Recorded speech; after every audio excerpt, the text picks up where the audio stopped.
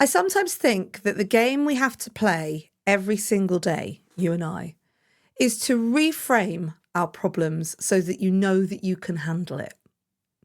I'm Kate Cocker. Hello, this is your Everyday Positivity, and I'm here with you every single day just as a reminder that, when you can maintain a positive mindset, when you can work out how you see the world you look at changes.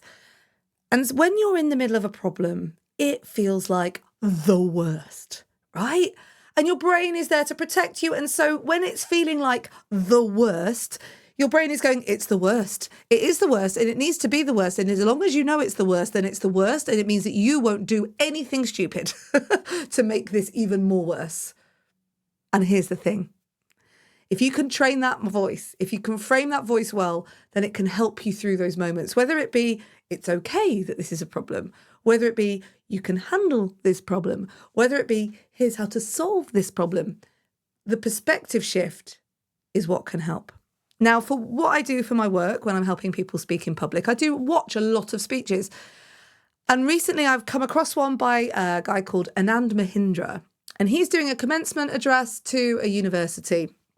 He's a big, big name in business in India. And he is doing this whole talk about purpose and knowing how to deal with things in life. And he tells this brilliant story about how years and years ago, he ends up in a taxi rushing to a hospital because his daughter needs some hand surgery for an injury that she'd suffered. And him and his wife are in the taxi on the way to the hospital, very, very anxious. The daughter was fully in a tantrum and they're like, no, we've just got to get to the hospital. Can we get there as quickly as possible? And the taxi driver picked up on this really anxious state. And he says, may I share an old saying with you?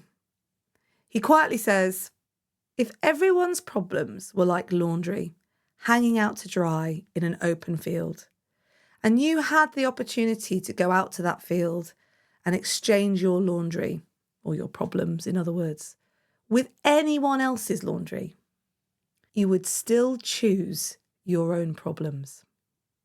I often talk about this idea of having good problems. Problems that you have are the ones that you want.